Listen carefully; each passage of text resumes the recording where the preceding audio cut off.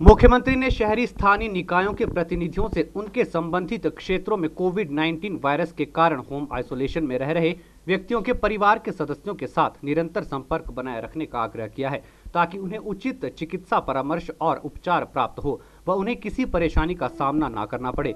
उन्होंने कहा कि ये भी सुनिश्चित करें कि लोग स्वयं अपनी जाँच करवाने के लिए आगे आएं, क्योंकि ऐसा पाया गया है कि अस्पतालों में जाने में देरी के कारण स्थिति बिगड़ती है और मृतकों की संख्या में बढ़ोतरी हो रही है। उन्होंने कहा कि लोगों को टीकाकरण के लिए आगे आने के लिए भी प्रेरित किया जाना चाहिए। उन्होंने शहरी स्थानीय निकायों के प्रतिनिधियों से इस महामारी को फैलने से रोकने के लिए स्वास्थ्य विभाग के साथ बेहतर समन्वय बनाने का भी आग्रह किया। मुख्यमंत्री जयराम ठाकुर ने कहा कि शहरी स्थानीय निकायों के निर्वाचित प्रतिनिधि न केवल अपने संबंधित क्षेत्रों के लोगों को समय समय पर प्रदेश सरकार द्वारा जारी किए गए दिशा निर्देशों और मानक संचालन प्रक्रियाओं का सख्ती से पालन करने के लिए प्रेरित करें, बल्कि ये भी सुनिश्चित करें कि कोविड-19 के मरीजों की मृत्यु होने पर प्रोटोकॉल के अनुसार मृतक व्यक्ति का अंतिम संस्कार सुनिश्चित किया जाए।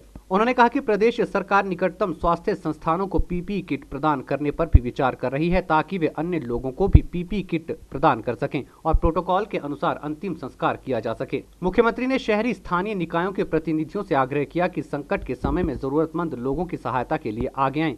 उन्होंने कहा कि प्रवासी मजदूरों को कोई परेशानी न आए, इसके लिए भी कदम उठाए जाने चाहिए और उन्हें प्रदेश में रहने के लिए प्रेरित किया जाए।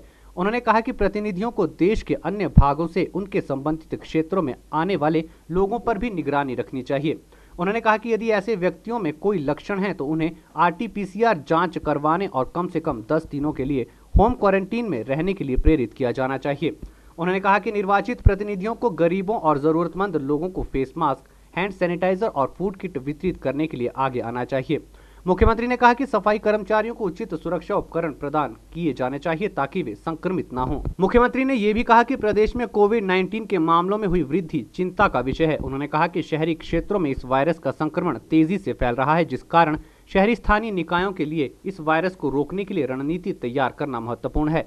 उन्होंने कहा कि इस महामारी ने विश्व की आर्थिकी को बुरी तरह से प्रभावित किया है, लेकिन लोगों के बहुमूल्य जीवन को बचाना सबसे महत्वपूर्ण है। उन्होंने कहा कि प्रदेश सरकार ने इस वायरस की चेन को तोड़ने के लिए पूरे प्रदेश में कोरोना कर्फ्यू लागू किया है।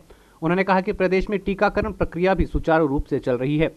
मुख्यमंत्री ने कहा कि 18 से 44 वर्ष की आयु वर्ग के लोगों के लिए टीकाकरण इस माह की 17 तारीख से आरंभ किया जाएगा। मुख्यमंत्री ने कहा कि टीकाकरण पहले आओ पहले पाओ के आधार पर किया जाएगा और लोगों को टीकाकरण के लिए अपना पंजीकरण करवाना होगा। उन्होंने कहा कि प्रदेश में इस अभियान को सुचारू रूप से सुनिश्चित करने के लिए शहरी स्थानीय निकायों की भूमिका भी महत्वपूर्ण है।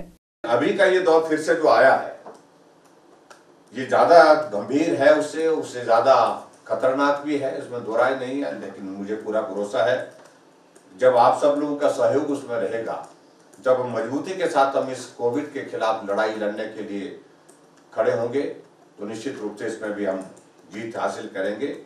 ऐसा मुझे पूरा भरोसा है, पूरा विश्वास है। 17 तारीख के बाद एक अभियान हमारा और शुरू हो रहा है, वैक्सीन का अभियान, जो 18 साल से ऊपर के लोगों के लिए है, 18 से 45 वर्ष के। उसके लिए हमने यही तय किया कि फर्स्ट कम फर्स्ट सर्व जिसको कहते हैं, जिनका रजिस्ट्रेशन पहले हुआ है, उन लोगों को संदेश जाएगा, मैसेज जाएगा और उस मैसेज के आधार पर उन लोगों को बुलाया जाएगा। हम एक साथ सभी लोगों को आने के लिए बोलेंगे, वो व्यवहारिक नहीं हो पाएगा। उसके कारण जो है वो कर्फ्यू के दौरान और कोविड के दौरान हमारे लिए जो है वो सोशल डिस्टेंसिंग और क्राउड को जो मैनेज करने में जो है कठिनाई आएगी। इसलिए हमने तय किया कि उसको फेस्ड मैनर इसको हम करेंगे। इसमें आप सबकी बहुत महत्वपूर्ण भूमिका होगी और आप सब लोग भी उस बात को अपने अपने नगर परिषद, नगर पंचायत का एरिया जो भी है, हमारा नगर निगम का जो एरिया है, जहां जहां भी हमारे वैक्सीन सेंटर होंगे, उसमें सारी व्यवस्थाओं को संभालने के लिए उस दृष्टि से सोशल डिस्टेंसिंग रहे, कोविड प्रोटोकॉल का वहां पर ख्याल रहे और उसमें जो लोग नौजवान हमारे वहां पर वैक्सीन करने के लिए आएंगे, उस वैक्सीन के प्रोटोकॉल को वो भी फॉलो करें। उसके लिए आप सब जो है वो जिम्मेवारी के साथ वहां पर खड़े होकर के उसमें आप सहयोग दें। उसके लिए विशेष तौर से आज की इस वीडियो कॉन्फ्रेंस के माध्यम से मैं आप सबसे अपील करना चाहूंगा कि इसमें आप सबकी सक्रिय सहभागिता हमको चाहिए। सैनिटेशन में जो हमारे वर्कर्स लगे हैं, काम कर रहे हैं, वो अच्छा काम कर रहे हैं, अपने जीवन को जोखिम में डाल करके काम कर रहे हैं, मुश्किल में काम कर रहे हैं।